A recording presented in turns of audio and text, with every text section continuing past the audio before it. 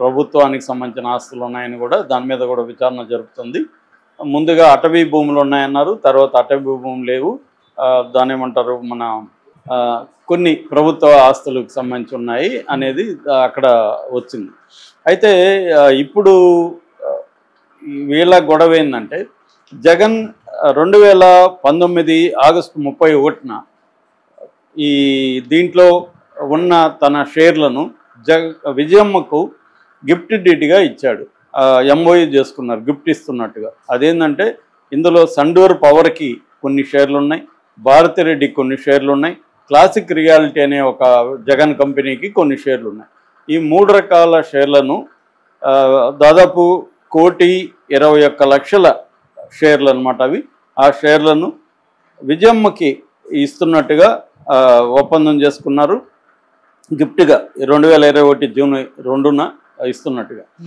అయితే ఈ విజయమ్మ దాన్ని జగన్కి చెప్పకుండా తాని ఇప్పుడు షర్మిలకి బదలాయింపు చేసేసింది. ఇది జగన్కి ప్రాబ్లం. జగన్ తరపున ఆర్గ్యుమెంట్ ఏంటంటే జగన్ అక్రమాస్తుల కేసులు కోర్టులో ఉన్నాయి, జగన్ బెయిల్ మీద 11 ఏళ్ళుగా బయట ఉన్నాడు. మామూలుగా దాంట్లో కొన్ని ఆస్తులను అటాచ్ చేసింది కంపెనీలో, అందులో సరస్వతి పవర్ ఇవన్నీ ఉన్నాయి. దాంట్లో కండిషన్ ఏమంటే వీళ్ళు వ్యాపారాలు చేసుకోవచ్చు కానీ షేర్ల బదలాయింపు అనేది జరగకూడదు అని కోర్టు కండిషన్ బెయిల్లో ఉంది. ఇప్పుడు కానీ ఈ బదలాయింపు జరిగితే జగన్కి ఆ బెయిల్ క్యాన్సిల్ అయ్యే అవకాశం ఉంది. కాబట్టి షర్మిల ప్లాన్ చేసుకొని, నిజానికి షర్మిలకి ఇప్పుడు ఇమ్మీడియట్గా దీని వాటాలు షర్మిల పేరుతో ఉంటే వాళ్ళ అమ్మ పేరుతో ఉంటే వచ్చే నష్టమేమి లేదు. షర్మిల ఇమ్మీడియట్గా జగన్కి చెప్పకుండా దీన్ని ఎందుకు రాసుకునిందంటే జగన్ని జైలుకు పంపించాలని షర్మిల ప్లాన్ చేసి జగన్కి తెలియకుండా ఈ వాటాలని కానీ రాయించుకుంటే అమ్మని ఎమోషనల్ బ్లాక్మెయిల్ చేసి రాయించుకుంటే జగన్ జైలుకి పోతాడు అన్న ఒక ప్రీ ప్లాన్డ్తో షర్మిల తల్లిని ఎమోషనల్ బ్లాక్మెయిల్ చేసి ఆమెను ప్రెజర్ చేయించి తనకి రాయించుకుంది. ఇది కానీ రేపు కోర్టులో సిబిఐ వాళ్ళు కానీ ఈ పాయింట్ లేవదీసి ఆల్రెడీ ఇప్పుడు ఆయన బెయిల్ రద్దు చేయాలని సుప్రీంకోర్టు పిటిషను రఘురామకృష్ణరాజు వేసింది ఉంది. ఆ పిటిషన్ ఇప్పుడు తెలంగాణ హైకోర్టుకి బదిలీ అంటే మీరు వెళ్ళి అక్కడే వేసుకోమని సుప్రీంకోర్టు చెప్పింది. సో మళ్ళీ రఘురామకృష్ణరాజు ఇక్కడ వచ్చి వేస్తాడు.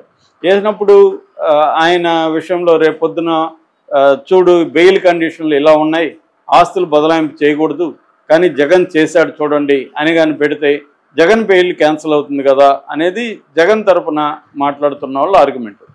దానికి వాళ్ళు ఒప్పుకోవట్లేదు, అట్లాంటివి ఏమీ లేవు, ఇవి ప్లెడ్జ్లో లేవని వాళ్ళు ఆర్గ్యూ చేస్తున్నారు. ఇదంతా మనకు కోర్టు తేలాలి, ఎందుకంటే మనం అగ్రిమెంట్లు చూడలేదు, ఏ అగ్రిమెంట్లో ఏముందో మనకు తెలియదు. కాబట్టి వీళ్ళ కౌంటర్ ఆర్గ్యుమెంట్స్ మాత్రమే మనం చూస్తున్నాం. అందులో ఏది నిజం ఉందో మనం దూరం నుంచి సపోర్ట్ చేయలేం, తెలియదు మనకి. కానీ వాళ్ళ ఆర్గ్యుమెంట్స్ ఇవన్నమాట. జగన్ ఆర్గ్యుమెంట్ ఏమో ఇప్పటికిప్పుడు అవసరం లేదు, తల్లిని ఎమోషనల్ బ్లాక్ మెయిల్ చేసి రాయించుకుంది, దీనివల్ల జగన్ బెయిల్ క్యాన్సిల్ అయ్యి జగన్ జైలుకు పోయే అవకాశాలు ఉన్నాయి. సో అందువల్ల జగన్ ఎంఓయూలో ఏం రాస్తాడంటే కేసులు అయిపోయినాక నీ వాటాలు నీకు ఇస్తానని జగన్ ఎంఓయూ కూడా రాయించాడు. ఈమె తొందరపడుతుంది, ఎందుకంటే ఆమెకేదో అవసరం అయ్యో కాదు, జగనే జైలుకు పంపించే కుట్రతోనే ఇది చేస్తుంది అనేది వాళ్ళు మాట్లాడేది. సో ఏదేమైనా ఒక బిట్టర్ రైవలరీ వాళ్ళిద్దరి మధ్య వచ్చేసినప్పుడు అతని నాశనాన్ని ఈమె నాశన అతను కోరుకునే ఒక పరిస్థితి వచ్చేసినప్పుడు తల్లి ఆమె ఒత్తిళ్ళు ఏమున్నాయో తెలియదు మనకి. ఆమెకి భారతిరెడ్డికి మధ్య గొడవలు ఉండే అవకాశం ఉంది. అందువల్ల తల్లి నేచురల్గానే కోడల కూతురు అన్నప్పుడు ఎవరైనా కూడా ఏం చేస్తారు, జనరల్గా కూతురు వైపే మొగ్గు చూపిస్తారు. అలాగా ఆమె కూతురు వైపే మొగ్గు చూపించింది, కూతురుతోనే ఉంటుంది. ఇప్పుడు ఏమైందంటే దీన్ని జగన్ ఈ వాటాల బదలాయింపు చెల్లదు లీగల్గా అని చెప్పి జగన్ ఏం చేశాడంటే ఎన్సిఎల్టీ అంటారు, నేషనల్ కంపెనీ లా ట్రిబ్యునల్ అని ఉంటుంది. ఈ ఎన్సిఎల్టీలో ఆయన కేసు వేశాడు. ఎన్సిఎల్టీ ఏం చేసింది, దాన్ని విచారణకి స్వీకరించినప్పుడు ఏం చేస్తారు, ప్రతివాదులకి నోటీసులు పంపిస్తారు. అలాగా ఈమెకు అంటే మన షర్మిలకు, విజయమ్మకు, జనార్దన్ రెడ్డి ముగ్గురు ఉన్నారు దాంట్లో. ఈ ముగ్గురికి పంపించారు నోటీసులు. ఈరోజు ఇప్పుడు వైరల్ అవుతున్న వార్త ఏంటంటే విజయమ్మ కౌంటర్ వేసిందని. మామూలుగా అయితే మార్చి 6కి కోర్టు దాన్ని పోస్ట్పోన్ చేసింది, వీళ్ళు టైం అడిగారు. మార్చి 6 లోపల కౌంటర్ వేయాలి. ఆమె ఈ రోజే కౌంటర్ వేసిందని ఆ కౌంటర్లో ఏముందో బయటకు వచ్చింది వార్త. ఆమె ఏం చెప్తుందంటే నా కొడుకు జగన్, నా కోడలు భారతి చెప్తున్నవన్నీ కూడా అబద్ధాలు, వాటికి ఏ రకమైన గ్రౌండ్ లేదు. మేము దొంగతనంగా ఏమీ రాయించుకోలేదు. నా పేరుతో ఉన్న గిఫ్ట్ డీడ్ని నా కూతురికి బదిలీ చేయడం చట్టవిరుద్ధం కాదు. నా పేరుతో ఉన్నప్పుడు నేను వాళ్ళకి ఇన్ఫామ్ చేయాల్సిన అవసరం ఏమీ లేదు అని ఈమె వాదిస్తుంది. ఇది దురదృష్టకరం. నేను ఇటు కొడుకు కూతురు మధ్య గొడవల్లో కోర్టుకు వచ్చి నిలబడడం అనేది నా మనసును కలిచివేస్తుంది. నేను బాధాతత్వ హృదయంతో ఈ కౌంటర్ వేస్తున్నాను అని ఆమె చెప్పింది. అట్లాగే ఆమె ఇంకొక లీగల్ పాయింట్ కూడా ఆమె వేసిన కౌంటర్లు ఏముందంటే, ఇది కుటుంబ వ్యవహారం, కుటుంబ వ్యవహారంలో ఎన్సిఎల్టీ జోక్యం కరెక్ట్ కాదనేది కూడా ఆమె వాదించింది. ఇది లీగల్గా మనకు తెలియదు. మామూలు కామన్ సెన్స్ ఆలోచిస్తే ఇది కుటుంబ వ్యవహారం కాదు, ఇది కంపెనీ వ్యవహారం. ఎందుకంటే సరస్వతి పవర్ లిమిటెడ్ అనేది ఒక కంపెనీ. ఆ కంపెనీలో వాటాదారులు అంటే వాటాదారులే. నువ్వు కుటుంబమా, పక్కింటోడా, అక్కింటోడా వాళ్ళకి అనవసరం. ఎవరి బడీ జే షేర్ హోల్డర్. షేర్ హోల్డర్లు, ఒక షేర్ హోల్డర్ ఇంకొక షేర్ హోల్డర్కి గిఫ్ట్ డీడ్ ఇచ్చారు. మరి ఇది కుటుంబ వ్యవహారం కాబట్టి నీకు సంబంధం లేదని ఎన్సిఎల్టీని అడిగే పరిస్థితి ఉందా? లేదు, మేము దీన్ని బయట చెప్పడానికే ఈ వాదన వచ్చిందా? ఎందుకంటే ఇక్కడ రెండు అంశాలు ఉంటాయి వీళ్ళ కేసులో.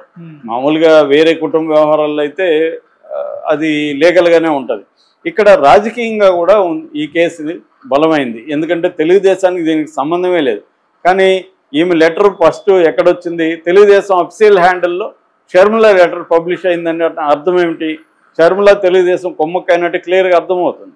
ఎందుకంటే enemy of the enemy front అనే ఫిలాసఫీతో జగన్కి ఎనిమీ ఎవరు? చంద్రబాబు, పవన్ కళ్యాణ్ వీళ్ళు. కాబట్టి ఆటోమేటిక్గా షర్మిల వీళ్ళ హెల్ప్ తీసుకునే అవకాశం ఉంది. రెండోది, వాళ్ళు కూడా షర్మిలను ఉపయోగించుకొని జగన్ దెబ్బతీయచ్చు కదా, కుటుంబం మరింత వల్నరబుల్ కాబట్టి అనేది వాళ్ళు కూడా చేస్తారు. ఇక్కడ రాజకీయాల్లో ఏది మంచి చెడ్డ అనేది ఏమీ లేదు. ఏది ఉపయోగపడితే అదే మంచి, ఏది ఉపయోగపడకపోతే అదే చెడ్డ. కాబట్టి ఆ రకంగా తీసుకున్నప్పుడు వాళ్ళకి ఇది మంచి అవకాశం కల్పించింది. తెలుగుదేశం మీడియా అంతా కూడా దీన్ని పెద్ద ఎత్తున ఫోకస్ చేసింది. సో ఈ కాంటెక్స్ట్లో ఇప్పుడు ఆమె వచ్చి ఇది కుటుంబ వ్యవహారం, మీకేం సంబంధం అంటే, మరి కుటుంబ వ్యవహారం మీ మధ్య